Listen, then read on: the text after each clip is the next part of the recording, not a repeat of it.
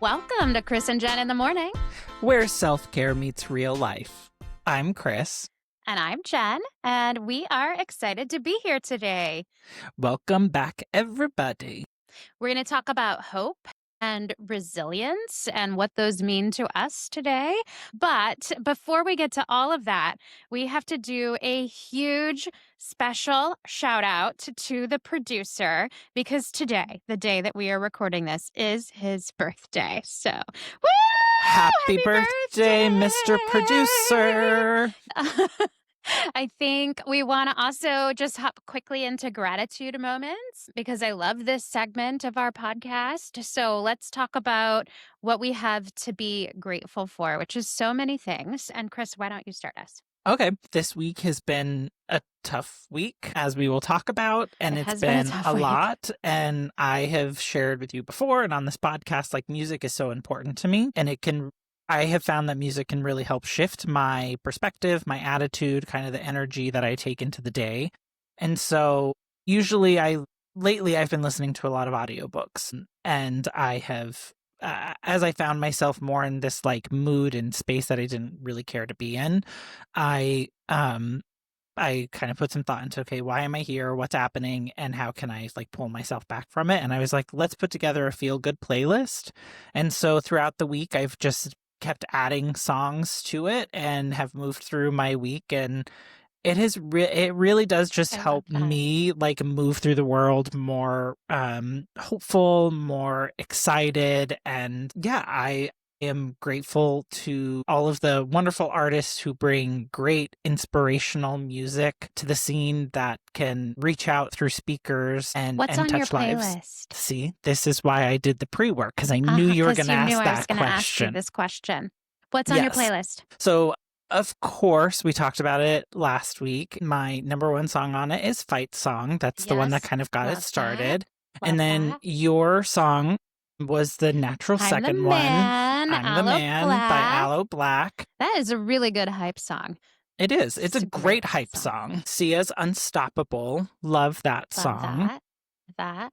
One Moment in Time by Whitney Houston. Okay. As performed by Whitney Houston. I don't think she wrote it.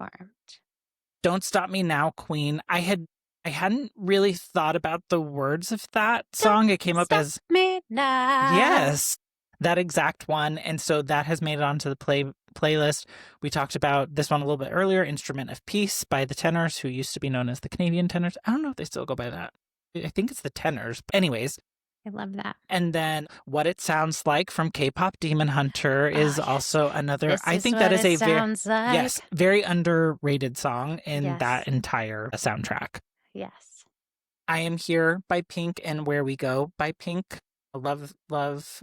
Just Pink in general. Doesn't matter what she's singing. She just lifts me up. A throwback to some people may remember this one, Hold On by Wilson Phillips. Love that one. Yeah. They're more of that like bluegrass kind of a thing, right? Yeah, but it's definitely got a little bit of a bop to it. And so I really like it's that boppy. one. Boppy. Bluegrass is boppy. Yeah, it can be. It's a bop. And then Try Everything by Shakira. I've talked about that one. Yes. Love that song. This should have been a guessing game. Like what's on Chris's. Yeah. I would have failed it. My inspirational playlist. Glad it was. The other one, and this is like why I say like as I go through the day or the week and I just like continue to add to it. I came across a clip on like social media somewhere of Jennifer Hudson singing The Impossible Dream, or it's also known as The Quest. Dream the impossible dream. That one? No. I don't really know what you were just singing, but I don't think so. It's like the song builds throughout the entire thing. And so when she performed this, like it was just like a behind the scenes type thing that made it onto social media. And just the words of it are so powerful and strong. And so unfortunately, she has not released a version for like public consumption. So how's it on socials? Your playlist? So because it is a well-known song that's been around, it's also known as The Quest. And so Roberta Flack actually had several different artists. Elvis has a version of it, but I really like Roberta Flack's The Impossible Dream. So that one made it on there. And it's just a small song. it starts small, but then as it like grows to the end, it's like inspirational. Yeah.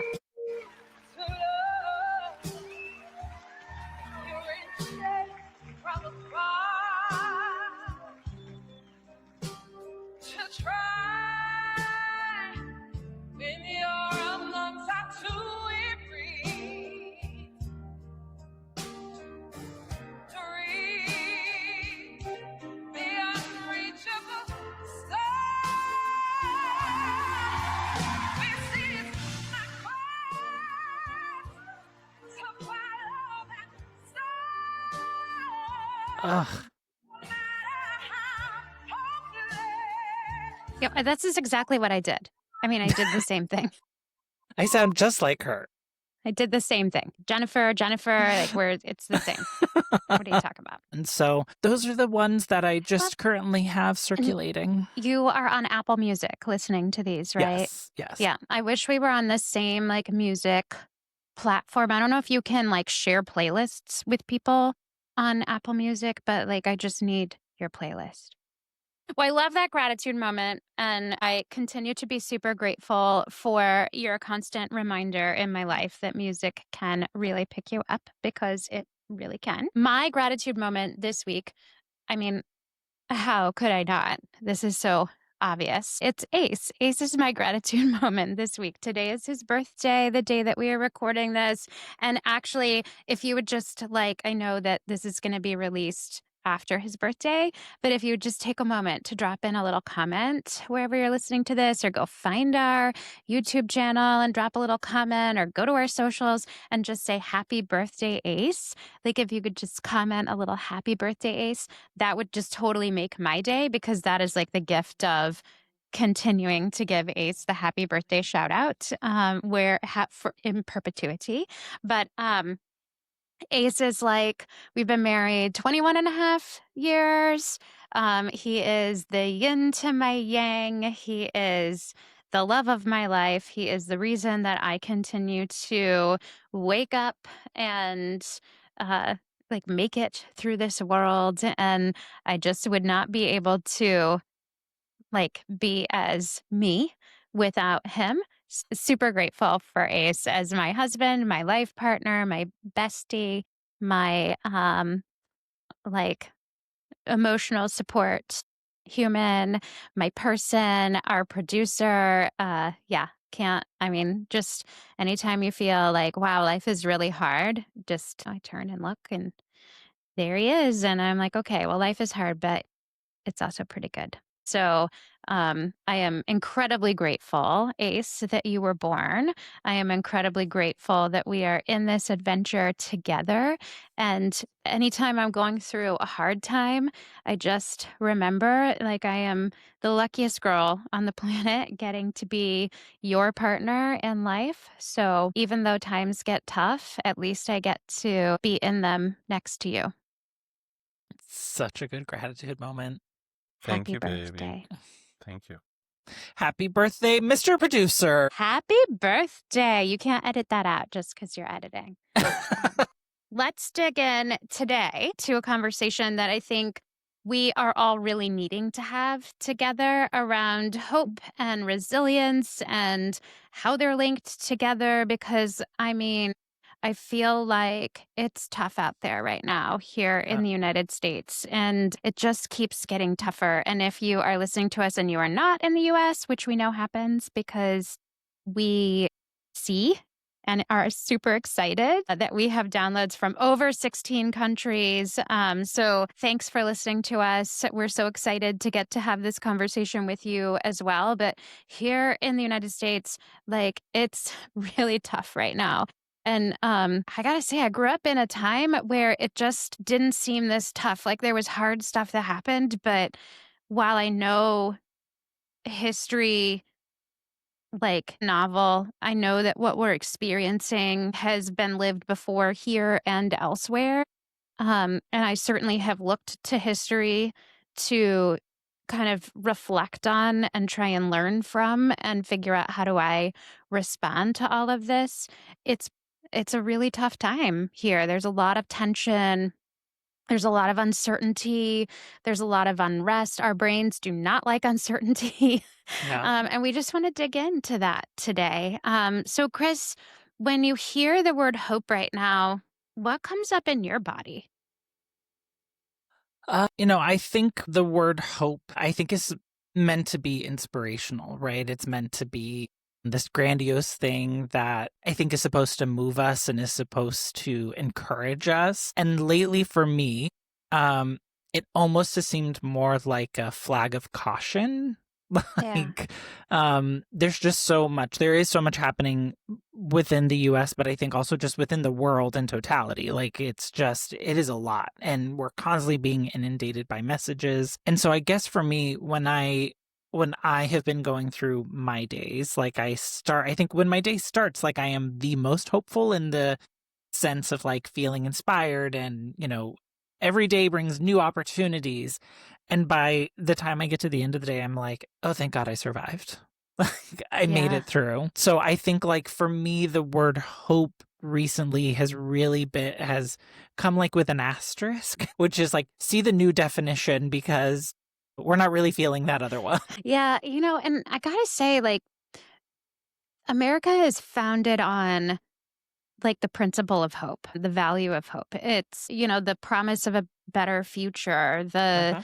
belief that you're worthy of better, that you can achieve better, that better will come, that it may take hard work and sacrifice and all of those things. But I really do think that our country here in America was founded on hope. And it is hope that enabled the, like all of what we have today. Yeah. And I think that while we are really struggling with who we are and we are becoming so divided, like more than ever in my history, though I know not more than ever in our history as a country, because, we certainly, I mean, like the Civil War, we have fought really hard things in the past, and not even like that distant of a past, just not my own Right. past, right? And I think it's hard for us to remember that what we're going through is something that we've been through before. We just weren't prepared for it because we didn't realize that we were going to be back here. I mean, maybe some people were and did. I just mean for me, like this is something that it's easy to slip into despair, which I think is the opposite of hope because you just didn't expect it. And I think I do feel this sense. We were talking yesterday, and I was just telling you, man, I'm just having a hard day. I've had a couple of those this week. Like, I laid down in bed and I just couldn't get back out of bed because Yeah. I felt so overwhelmed. Me, like the ever positive, I just felt so overwhelmed because I thought, I don't know what I can do that will make a difference. But I also know that, like, we're the adults. And so we have to show up and start doing the things that we want to see the world be. No, there's no like we have watched this anime and All Might is one of the main heroes in this anime. What's the name of the anime? Ace? Why My can't Hero My Academia. Hero Academia is such a good anime, but it's like he's not coming. All Might's not coming. He's not coming to save us. And I'd love to believe that he's around the corner, but like we all have to be All Might and we all have to show up and, you know, make sure that All for One doesn't take over and that the spirit of One for All continues to live because that is what this country here in the United States was founded on. I do think, oh, go ahead. I just recall like saying to you, I'm just really struggling. I can't get out of bed. Like I don't know I don't know what to do. And you and Ace both were, like trying to encourage me and help me find a way to like beat that despair back. But it's been hard and I think it's really hope. I'm not used to struggling with having hope.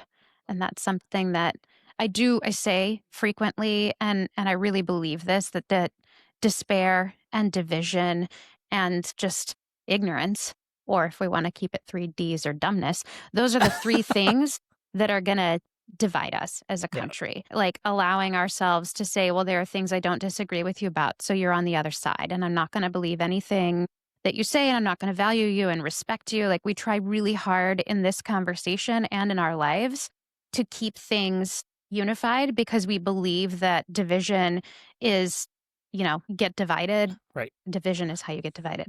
Division is how you're beat. Like it makes you weak. And we do believe that even when we don't agree, everybody has value as a human. And it's important to respect that. You don't have to agree in order to Right.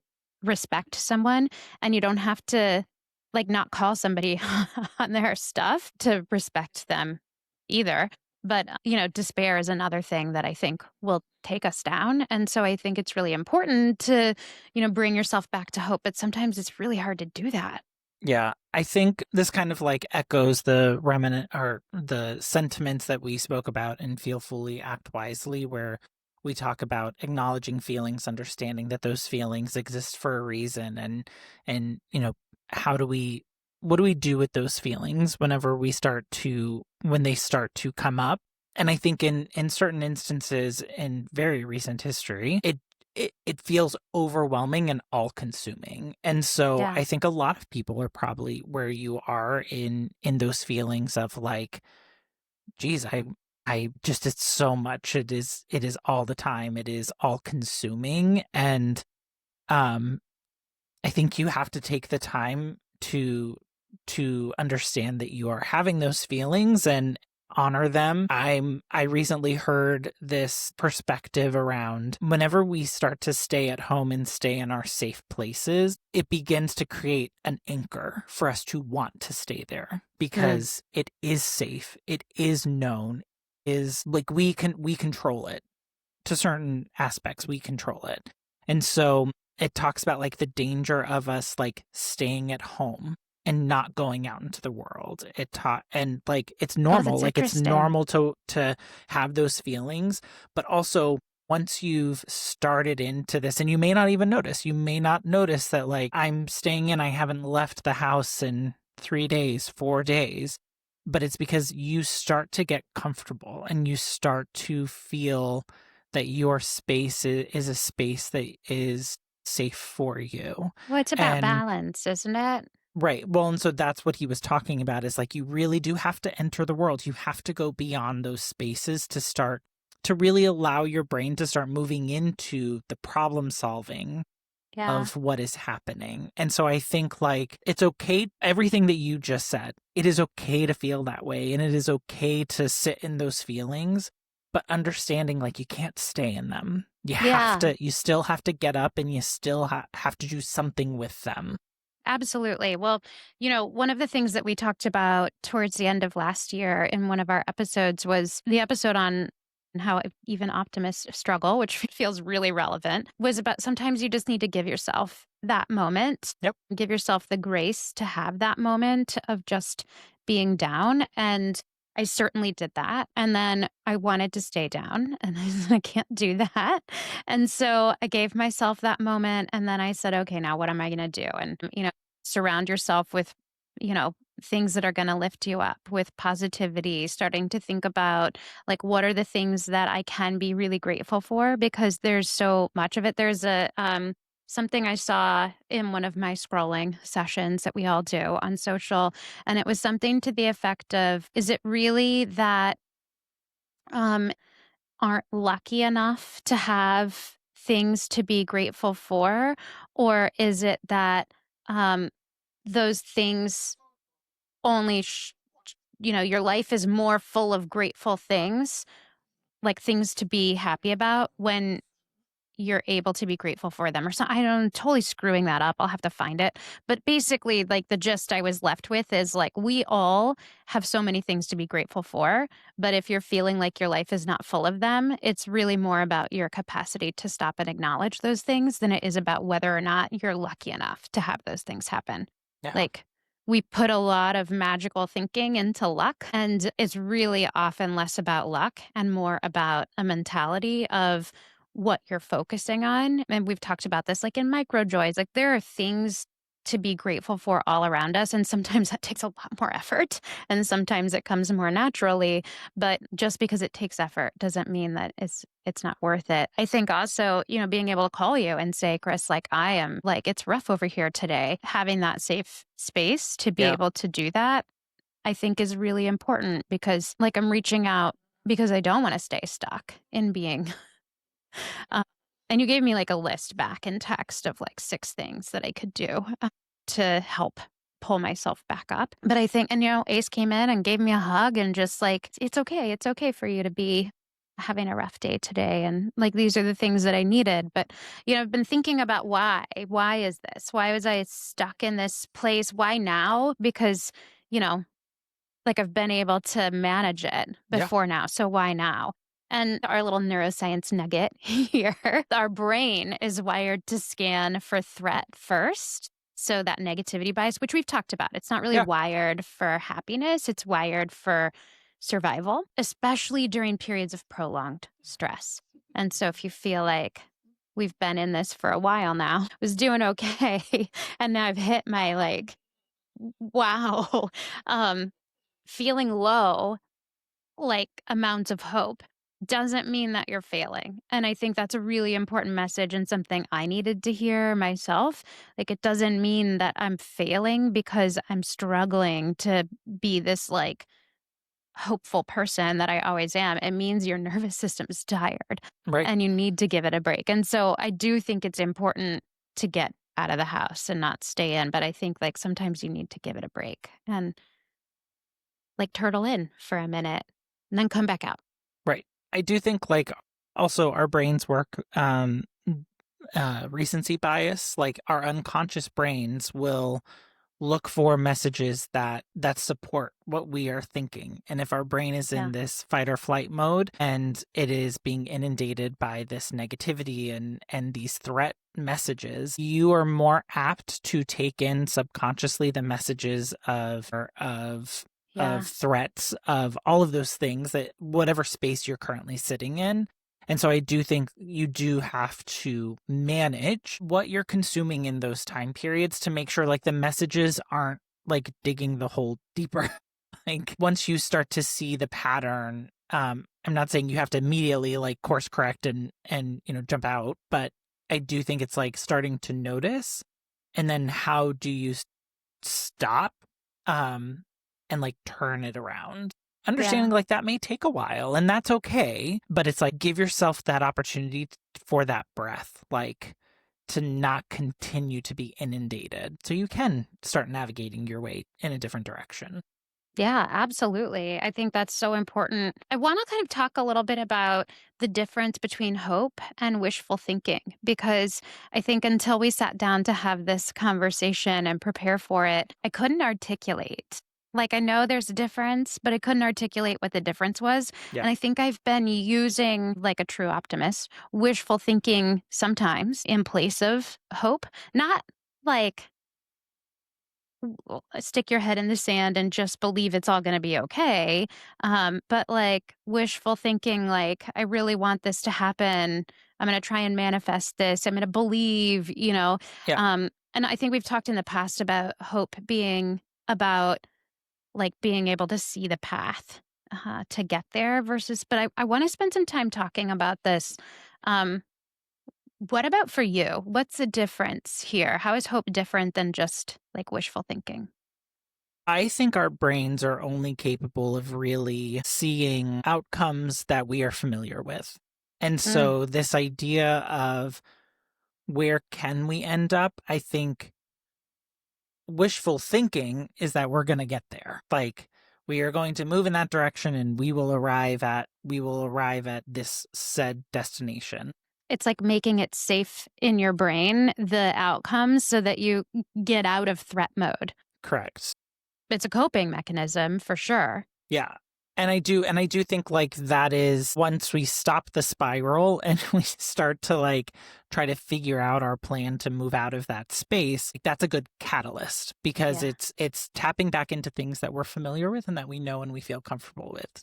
Safe space. I think hope is maybe something that is beyond that, beyond my understanding. I don't know how this is going to happen. I don't understand all of the pieces and parts, but I hope that that we will achieve this outcome. Like we may or may not arrive there, but it's possible. Correct. And Yeah. so I think to me, it's always like hope is not guarantees. Yeah. And I think a lot of people maybe enter into that space of despair whenever we end up at a place that is not a place you were hoping for. But Mm. is that place bad? Is that something to be in despair about? I think is a question that has to be evaluated, because hope, although not magical thinking, in my opinion, it is a hope for something different and Yeah. Well, and I unknown. think to define what hope really is, I think we also have to talk about despair. And I think for me, despair is not sadness. Despair involves sadness, but despair is like the belief that it never can get better, that you can't overcome it, that it will take you down, that it kind of drives you into submission of what you don't want because you just don't believe that doing anything will make a difference, that there's nothing you can do, you are defeated. That to me is despair versus like sadness, which is like, it's really hard. I don't know how to do it. I Yeah. feel overwhelmed. Like, those are definitely markers on a path towards despair that if you don't recognize them, you could find yourself in despair. But I do think they're different. So I guess I'll just get really personal here for a minute and share a time in my life when I really started thinking about hope a lot and not understanding what hope really was. And as I was reading this and like preparing for this conversation and pulling together thoughts on this, I thought, wow, if I reframe the experience that I had and if I had these tools to go through that then, I feel like I could have managed that better. I'll also say this came up in therapy recently and I like totally think shocked my therapist. I like responded in a very strong way because I felt like he poked accidentally a really soft open spot. And when I went back the next time, he was like, he didn't apologize. He was very specific about not apologizing, but he acknowledged, like, I didn't realize that this was such a hot spot for you. And basically, he was offering me these platitudes that just like kind of set me off. But it's about our fertility journey. So we have one amazing kid who we absolutely adore.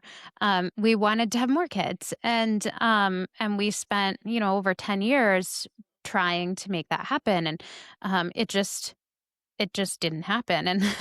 And back then, I think there was even less education and support, like just kind of after we were finishing our journey or kind of towards the end of our journey and already really worn out from it, um, is when I think a lot of people started actually actively speaking up and creating more education and awareness. But I was told things like I just didn't know what I was doing by these doctors. Like I just didn't know how to make a baby happen. And this is kind of ridiculous. And there's like every month taking that test and hoping for the answer to be that I was pregnant. And then, like, so often getting the answer that I was not, or like it happening and then it didn't stick.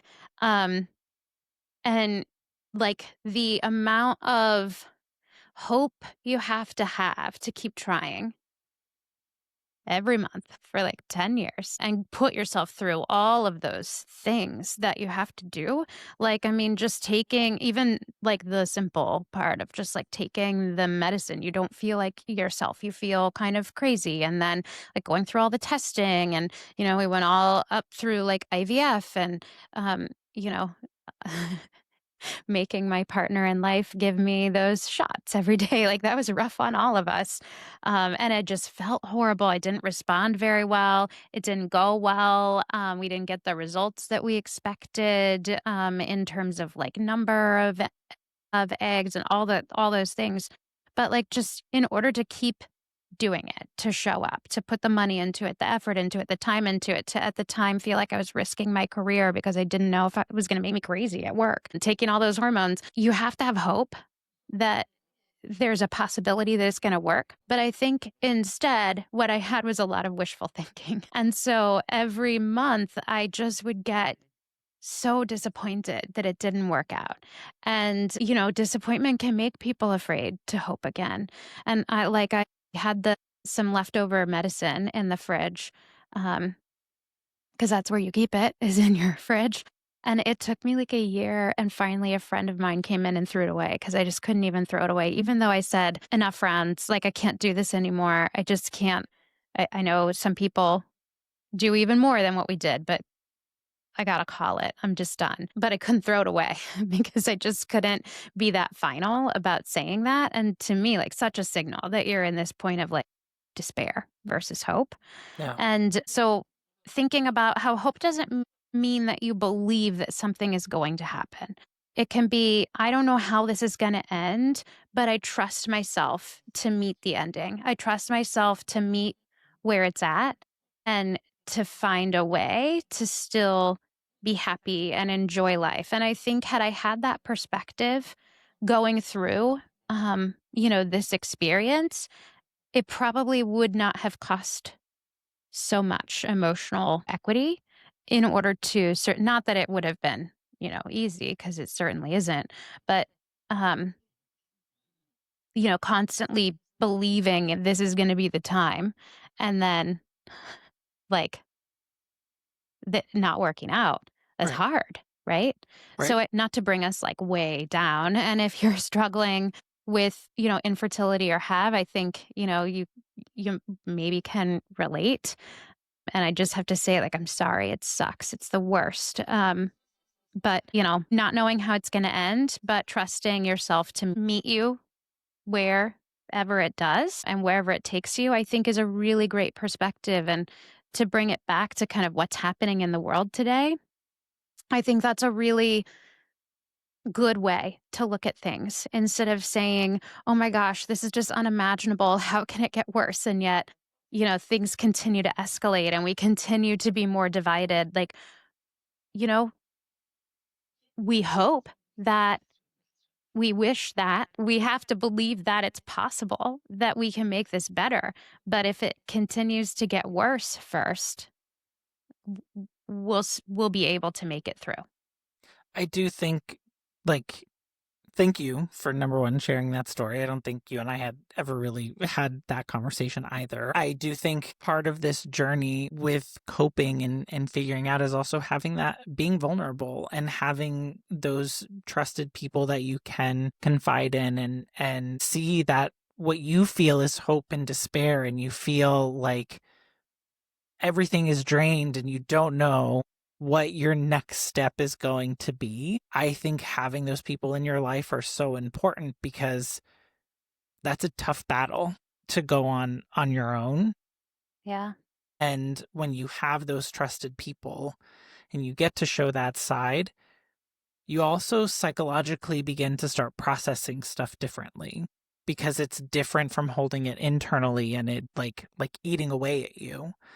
And when you finally speak it, your mind processes it in a different way. And you can start maybe getting your arms around it in a different way or seeing the problem from a different perspective. And so I hope that if anyone is on that type of journey, and even if it's just the things that are happening in our world today, that you do have that safe space to be able to share with people how you're feeling and the experiences you're going through. Because if not, it can be lonely and it can kind of be a scary space to be in.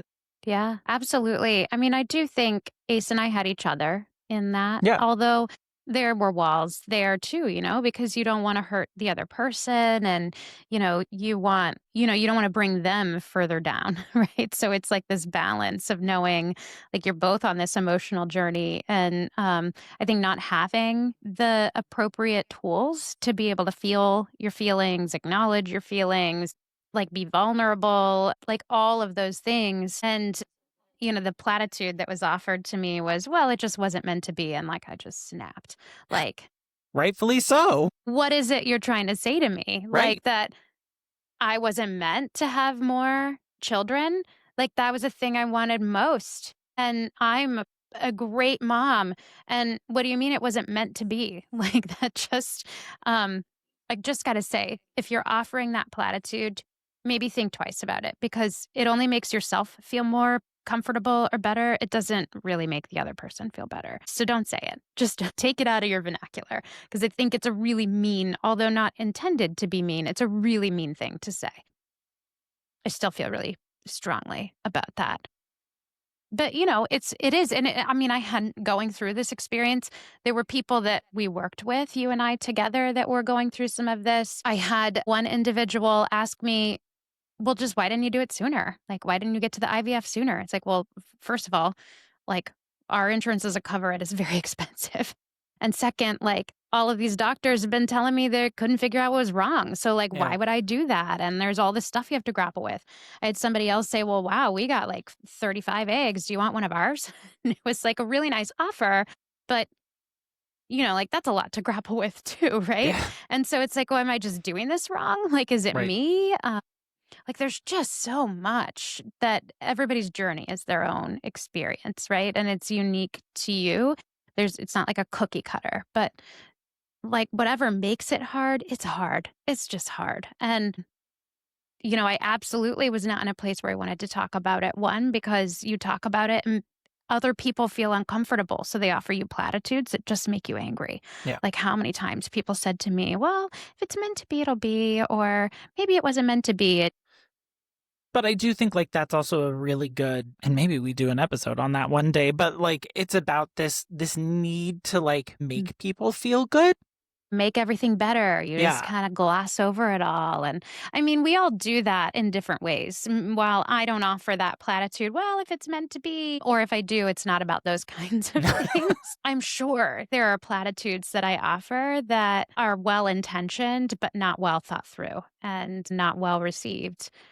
And so I think it's a really good thing for us all to be a little more aware of because we want to make the situation more comfortable by kind of like diffusing it or, because we don't feel like there's anything we can do about it, but we still want to fix it. Yeah. And sometimes it's just like showing up and being there.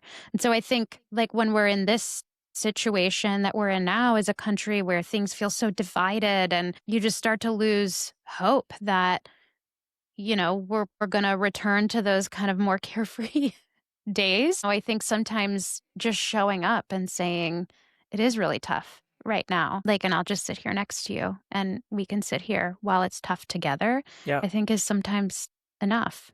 And it's showing up for people how like it's not offering like a platitude, it's not offering a false sense of something. Like it's just look, we can both agree this is not a great place, so let's just sit here together and you know, watch it happen. Yeah. But I do think like that does move into what I consider to be hope, which is I go back to the Disney song, "A dream is a wish that your heart makes." When you're fast asleep.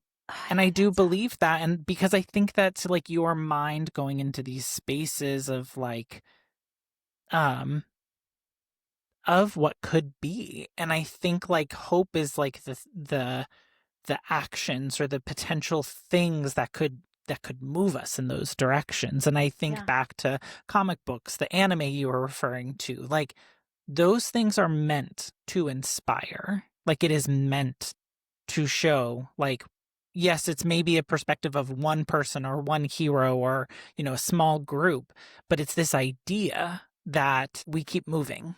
Yeah. We put one foot in front of the other. There's a Uh-huh. chance, and that even so, I love this little neuroscience nugget to pop in. And this one, like, really just, it really hit me in a way that felt so, like, helpful and real. But the brain hates uncertainty, so it often wants certainty to disguise as hope. And, like, this is going to work out. We're going to find a way. We're going to make it work out. True hope tolerates ambiguity, and that actually builds resilience over time. I gotta tell you, stability, lack of ambiguity, clarity, those are things that I crave more than almost anything else. So when there is ambiguity, whether it's in relationships and how somebody feels about me, whether it is in like, what is my future gonna be? Although obviously nobody knows what the future's going to be. So we always have ambiguity there. I tell myself like having this sense of certainty is like we're just fooling ourselves. So, like, how good have we gotten at doing that? Because you just never know what's going to happen next. You can have a pretty good guess about the potential outcomes and the percentages of those happening. But um, we like true hope, to really have hope, like, you have to acknowledge that I don't know how this is gonna work out, and, like, sort of accept it could work out the way that I want it to, that wishful part, and it could work out really differently. So I don't know, and I'm gonna let go of the outcome and trying to control that and just do what I can to try and influence it. I think that's such an important piece right there. Letting go of what you're trying to make the outcome be, and just knowing that you can be part of that change. So uncomfortable, isn't it? And that's not what is celebrated, if we're being honest, because we are celebrated for the delivery. We Oh, are yeah. we Making it seek happen. that closure. Yeah. If you don't like where you are, pull yourself up and find a different place. Like, Exactly. is that is also what we were founded on, right? Right. But that is like so core to my personality and like how I was formed as a human and how life has formed me and all those things, like those core beliefs inside of myself. If I don't like the way something is, then I'm the only one that can change it. I like how many times have I said to myself, I am the only thing standing between me and the future that I want? Like this really strong belief that I have the ability to find a way. I'm not saying that's right or wrong or, probably parts of it good and parts of it, you know, drawback, but learn I can't even find the words because learning to tolerate ambiguity is just something that feels really hard. Right, it feels wrong. It feels wrong in our brains. It feels wrong for us, like, achieving this level of happiness or Mhm. discontent that we are trying to anticipate. And I do think, like, in what is happening in today's world, I do think, like, there are things that you can go do that will help things be seen, be heard, I will say, like, be a wave. But the difference is we don't know where that wave is going to hit. We don't know if it's going to be a big wave. We don't know if it's going to be a little wave. Like, I think that's the part of it that we have to accept, that there are certain things in our small ecosystems that we can, like, our sphere of influences, that we do impact whatever the outcome is going to be. But whenever it's things on these much grander scales, it's not as easy. And Yeah. that's where that ambiguity can almost scare us into indecision, into freezing up, into just sitting and, well, I don't know what to do. And I would just say in those instances, to have those feelings is okay, but don't stay with those. Don't sit down, don't accept things for the way that they are, because there is hope. It may be hard to see, and it may be hard to understand what that outcome or that ending is going to be. And I was just having this conversation with a friend last night. Just because you don't know what the ending is going to be does not mean it's going to be good or bad. Yeah. Well, that's true, right? It is true. So we had a leader, Chris, was his name, who we worked for a long time, and just Such a good really, name. he has such a good name. He's such a good guy too. And I reference him often just when I think about the moments that stick with me from a leader. And one of the things that he said to me, we were talking about some uncertainty at work and like what was going to happen with the company. And, you know, um, we ended up getting sold and like are we all going to lose our jobs and like who knows what's going to happen and his advice back to me was something to the effect of like, Jen, none of us know what's going to happen, none of us know, and like that's just the thing. But like, I would bet on you any day of the week that whatever does happen, say we all lose our jobs tomorrow, you're going to figure it out.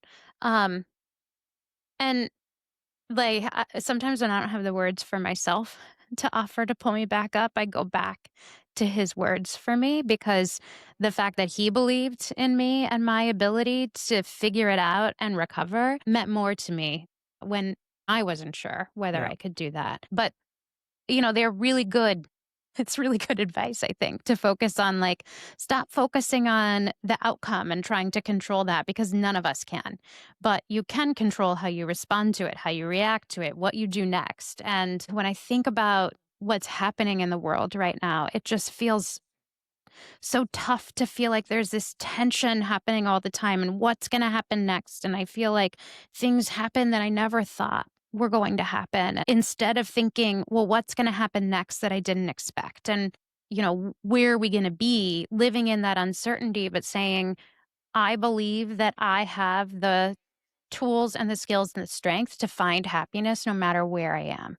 And, like, that's what I'll continue to focus on because that's what we feel like is at risk here, right? I mean, no matter what you believe, we feel like happiness is at risk.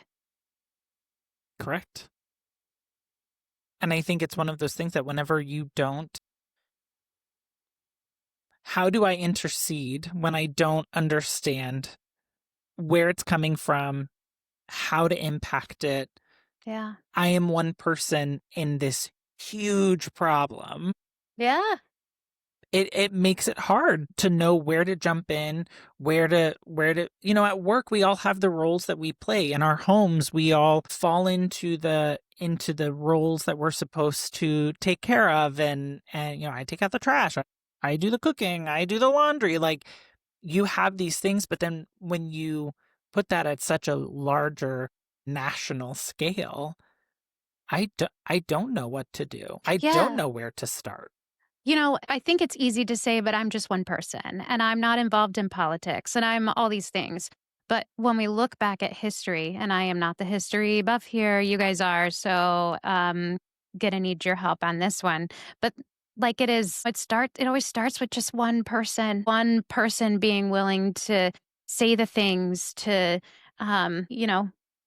create a movement. We talk about there's that in the work world. Leaders don't wait to be given the title of leader in order to start leading. Right? They just do. And they don't have all the answers either. If you think about back through history, the people that created the change, Martin Luther King, whose birthday is coming up here, like, he didn't know how things were going to turn out, but he knew, he listened to himself and acted on the things that he felt he needed to be true.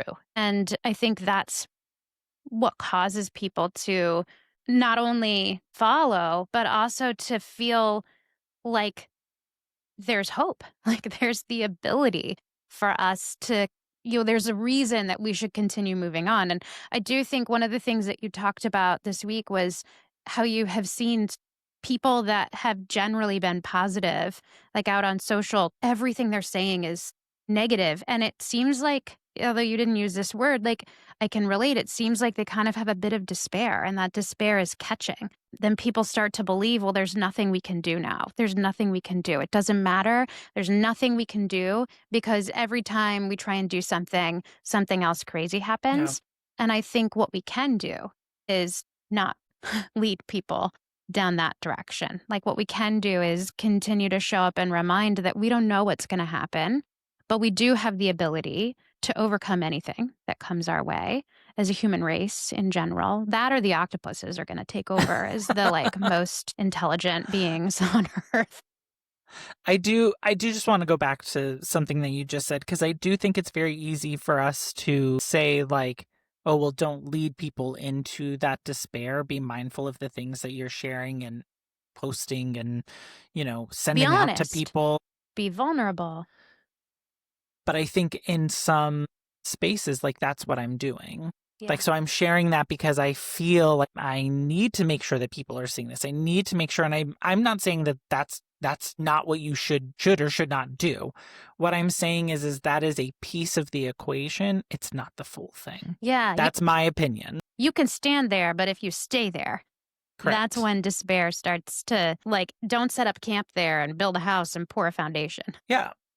That's where it starts to be. It's all about balance, I think. And balance doesn't just happen. Like you actually have to create it. And I think that's where for me, like what are the things that help? I didn't go sharing with everybody that I was having a tough time. But there are certain people in my trusted circle that I have to allow myself to be vulnerable with. Let me tell you, that was hard. Like, even to say to Ace, like, I'm having a rough day when it was obvious. But just to say that, like, is hard. It's hard to be vulnerable. And I don't know why, but it just is. Sometimes it's really hard to be vulnerable. And I think showing up for yourself and allowing yourself to do that in a safe space is important because then, you know, you don't have to handle it by yourself. And sometimes that's with people and sometimes that's what some of these hotlines are for. I am wearing this shirt today that says you are doing better than you think. I actually made this shirt and I made it to put more positive energy out there into the world because that is something I can do by saying, you know what, like when I look in the mirror which doesn't happen often. So when I see somebody else and they're like, "Hey, what's your shirt say? Hey, I like your shirt." It's a reminder to both of us that like there's a message of positivity there. I love when I wear stuff like this through the airport and the people at TSA are like, "I really like your shirt." Yeah. Um, you know, or the person at the grocery store. It's like ways to bring positivity into my own world, but also other people's and be that positive energy. I think one of the other ways is like music, like you've talked about. What kind of energy or tone do you set for yourself? What are some of the other things? Think I'm always want to move to action. So, writing letters to my politicians, sharing that with other people so that if they can't find the words, they can do the same. That's one of the ways. Also focusing on like, okay, well, if I can't change this, what can I change? How can I give back in a different way where I feel like I am making the world a better place instead of hunkering down and focusing on all the things that are making it hard for me right now? I think that's a really good way that I totally should do more. But I do think like that is, to me, this is like where resiliency comes in. Yeah. That's how you start to build that muscle. So it's not, so you have to like notice that you've entered this space, and then your resiliency is your ability to come back from it. It's your ability to meet that challenge. And I'm not saying you're going to run at every wall and you're going to bust your way through it. I think we can both agree that that is commonly not what happens. Yeah. But it's that ability to say, I can get through this. And so understanding like, okay, we're going to take this path. And if this path doesn't lead to where we want, it's all right, that didn't work. What comes next? And as you start on a new challenge or you're working your way through something for the first time, that resiliency is a little bit more what I would say is like squishy because it's Yeah. hard. Like it's not, you're dealing with things that you don't know, you're dealing with things, maybe people that you're unfamiliar with, but the more that you continue at it, the more you're going to find yourself on more solid ground. And so that bounce back is a little bit easier, and that regrouping and putting a plan in place becomes a little bit faster. I It was say a that, muscle. Resilience is a muscle. yeah, I think we often think about like resilience like, oh, you just have it or you don't, or you have an affinity for it or you don't. And maybe there are things about some individuals that make it easier for them to be more resilient. Maybe it's nature, maybe it's nurture. I did not come today prepared with that kind of insight. So we'd love to know what you guys know about it. But what I do know about resilience is that it is a muscle that you have to build. And if you stop practicing it, you can lose it. It is it is often hard won. I was thinking at the beginning of our conversation about, and I got sidetracked, no surprise there. But I was thinking about coaching I got. I probably have shared this before because it's one of the things that has stuck with me from someone who said, like, Jen, it's really easy to be a great leader when you have a really great team.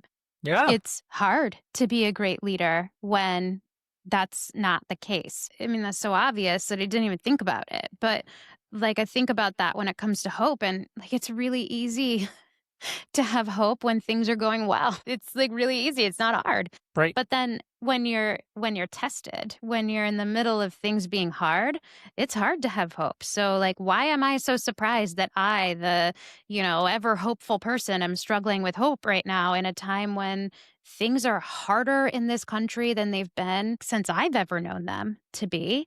It feels like we're more at odds. There's more tension. There's less listening. There's less like willingness to step back and think about things, from a broader perspective. And so I think just remembering that is like one way to foster resilience and hope, because instead of like this judging of self to go, why am I having this hard time? Why is this so hard? Well, it's obviously hard because, we're in a hard time. So it's going to be harder than normal. And that's okay. Kind of let yourself off the hook, and that percentage of energy you were putting towards trying to understand why it's hard and being confused, like, can now be diverted into bringing yourself back up.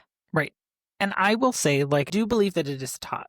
I do not believe it is something it is not something that you are either born with or without. And the reason I Yeah. say that is because depending on what you're passionate about, you are willing to try again. And every time you get back up and you try that thing again, that's your resiliency. That's you saying, I don't accept that as my final outcome. I'm trying again. Like, you have faced adversities, whether you knowingly see them as a true uphill battle that you had to go through, or small little things, Yeah. learning to tie your shoe, how to, not mix patterns when you're getting dressed in the morning, whatever it may be, you have survived and you have gotten to this place. And so if you get into places where you see despair, you don't see the hope, there is something out there. If that spark doesn't ignite that fire to really get you moving, then yes, reach out to your network, reach out for help, because that's real. I have personally been there in my life where dark days, and I did not have the tools. I was not equipped, nor were the people who I considered were my immediate support group. They weren't equipped either. So I knew Yeah. I had to reach out. And I did. It was a humbling experience. It was a learning opportunity. And I think what it showed me is that we have gotten through a lot as a human race, and we will continue to push forward. Some days are a lot easier than other days. Yes. And so when those hard days come, it is okay to say, it is a hard day today. I do think, though, while I absolutely try to be like the positive, encouraging, all of those things, I think one of the things that I have been grappling with more recently is allowing myself to not have to play that role all the time, which requires boundaries, I suppose. Um, but, like, I think it's healthy, even if that is generally, and we talked about this in a previous episode where we talked about even optimists struggle too. But, like, even though that is generally, like, who you are, how you wanna be, how you show up, I do think that if you don't take the time to honor that sometimes you just are not feeling that way, and you need to be okay with that, not just in private, but with other people, then eventually it will come for you. That's what I've been really thinking about lately. I mean, we all have to have a soft place to land. We all do. Though in general, I do want to be that person that like picks people up and helps them feel better and, you know, is positive. I like that about myself. But I also think over rotating on that means that I'm stuffing down what I actually feel. And then, you know, um, panic attacks come from anxiety that is unresolved and ignored. That is just such an interesting perspective. Like, hearing you say, like, all that you just said, because for me, like, I have my people that I do, like, I'm comfortable, like, bearing my discomfort, my anxiety, my stress, my whatever with. And I would say that is not the general public. Like, Oh, yeah, no, no, no. I do agree with that, and maybe I missed that part of what you're saying. Like, I do agree with that, that you don't not everybody gets. But I right, don't know, but I think though. like that's but I think like what I want people, when people think of me, like, I want them to think of um a safe space. Like, I I don't want to be a place of stress. I don't want to be a place of and maybe this is like the people pleaser in me that wants to like always make people happy, but I just think in a world where there is so much frustration and um I mean just hatred, like just all out, like I do believe that people are good, but I also think we're in a space where you you're not having to understand others is also being celebrated. Yeah. I mean, do you think that makes you unrelatable, though, if you never let it show that it bothers you? It almost like creates this, and we're going to talk about this later, but it almost creates this unrealistic bar of perfectionism. Like this image of like, if that's the only image that you share with the world, then it seems like you never struggle instead of like sharing the parts of you that struggle too. But I think that I and maybe we're saying like the same thing in different ways, but like to me and relating to people, that's where you share that. Like, oh, I'm struggling with this too, and I don't have the answer. I don't like I felt bad whenever I hung up the phone with you yesterday because I was Oh, like why? I felt like you shared like where you were and how you were feeling and the things you were trying to get through, and it's like, well, sorry, I have nothing to help you there. And I felt bad. And then I was like, oh, let's think about something more Yeah, well, you happy. did And say it's that, like, "Oh, like, well, that is not why I called you." And I was like, "Oh." And then I was like, "No, I know Chris, and that's not what he meant." but it's like it is those things. Like it's like it is tough and it is heavy. And it like I would not have said that to just anyone, but No. because I know you, love you, and adore you, like it's one of those things that like in the looking back on it, it's like, oh geez, I don't think I really like showed up in that way for Jen. Um in that relatable, um like I get it, I hear you, and I'm sorry I don't have as much as I wish I had a magic wand for many reasons. Um I don't know how to fix this, so let's I don't know how focus to on fix something it. else. Well, I do think that that's a really, like, that is a tactic, right? Like, that's a healthy tool to be able to acknowledge, like, "I don't know how to fix this," but what I hear you say is that you like, are being brought down by this, so let's not dwell on it for a minute. Let me give you a space of respite. Also, just know, like, if you're not giving me what I need from you, you're gonna hear that from me. I won't suffer in silence with you. No. So there's no need to, like, sit and wonder, "Did I let her down?" Because like, you would know. Um, By the way, you let me down. That would be the text no, message I I would don't get. think you did at all. I felt like the energy I was getting from you, like, the subtext was like, let's not dwell here, because we don't know how to fix it. So if you stay stuck here, maybe you need to, it's like that tactic we've talked about in the past of like, give yourself a break from Yeah. it and then come back. You can put it in a box, Yeah. you know? Um, and I think this is the balance that I'm struggling with. It's not like checking out. It's not putting your head in the sand. It's not like leaning in and just going, okay, well, I'm going to give up and just give in to the despair.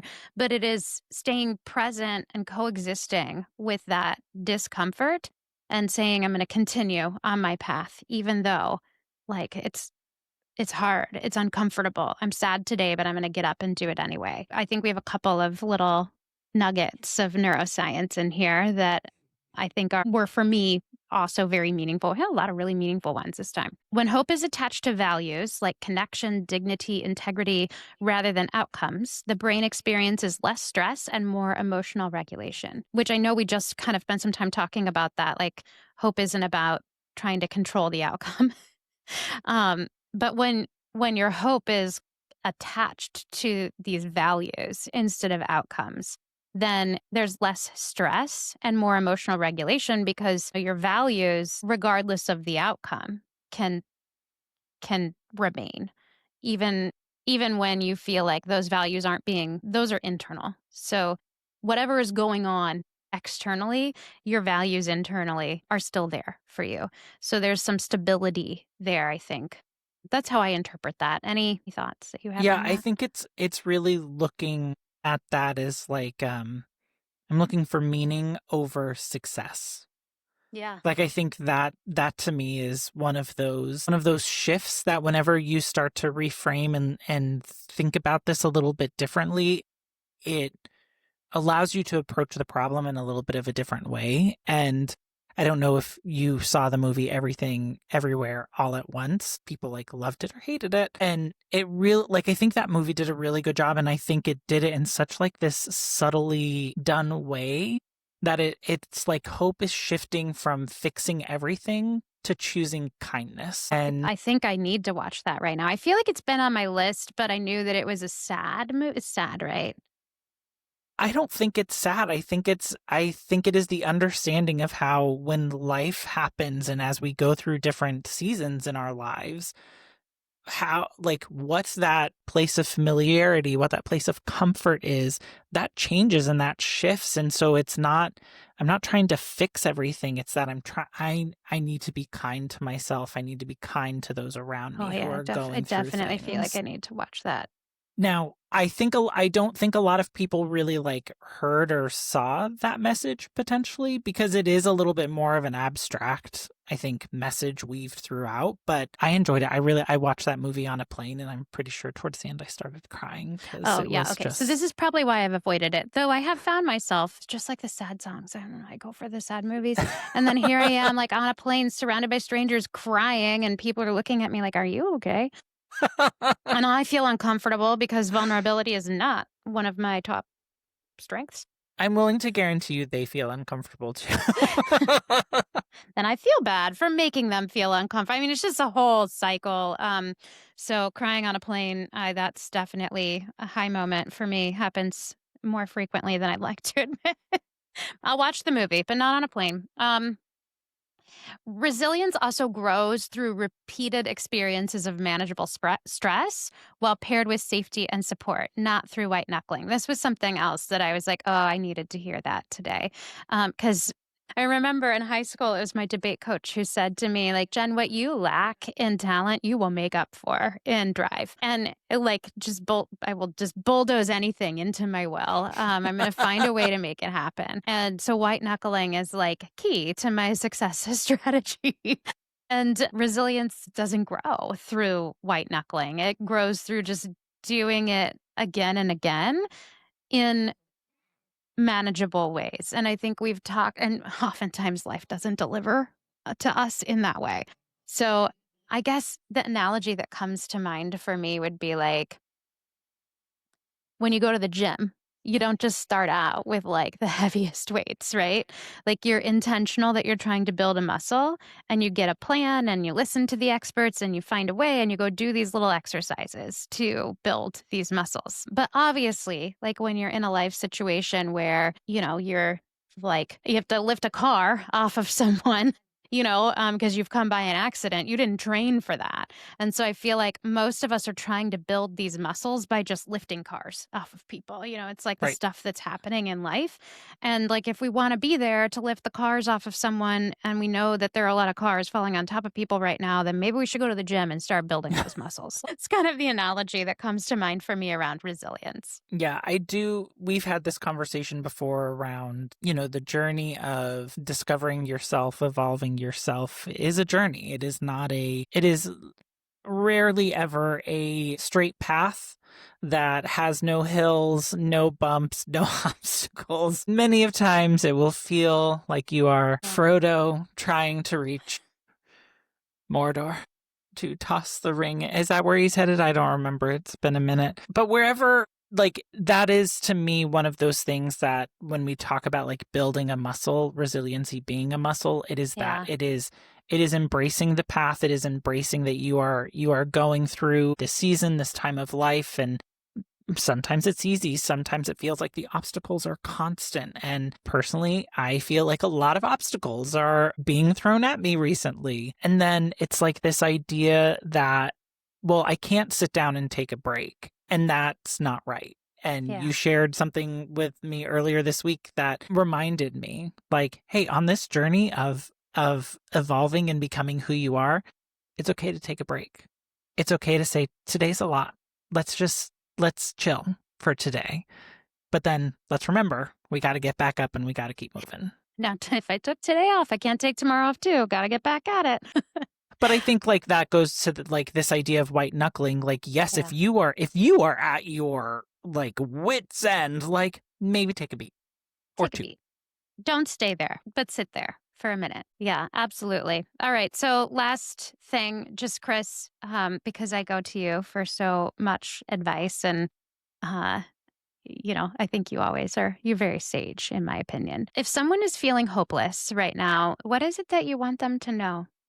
I think it's remembering that like hope doesn't always have to be really loud. And it's not always, I don't know why I'm getting emotional. It doesn't always have to be loud. It doesn't always have to be like a real thing that we're putting our hands on. Because unfortunately, rarely is it that nice and neat. Yeah. But sometimes it is choosing not to disappear. It is choosing, like, I'm going to get up and I'm going to do it. I don't know what's going to happen. I don't know what the outcome is going to be, but I am going to put one foot in front of the other. And I'm going to do this. I am going to push through. I hope that there is something beyond this moment. And I think to me that is hope.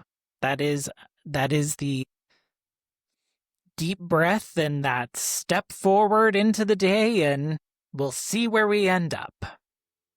I love that. Well, thank you. So, we just ask you guys believe in the possibilities of a better future for all of us. You believe that while we don't know how things are going to end, and we do know, or what an end even is, like, we do know that we're not in control of it, but that we believe that wherever we find ourselves, that we'll be able to find happiness. That's what Chris and I are all about. It's what this podcast is all about, is chasing that that happiness and finding that for ourselves wherever we're at. So, just lean in and reach out to your network of support when you need help. But we appreciate you joining this conversation with us. We'd love to know what you think.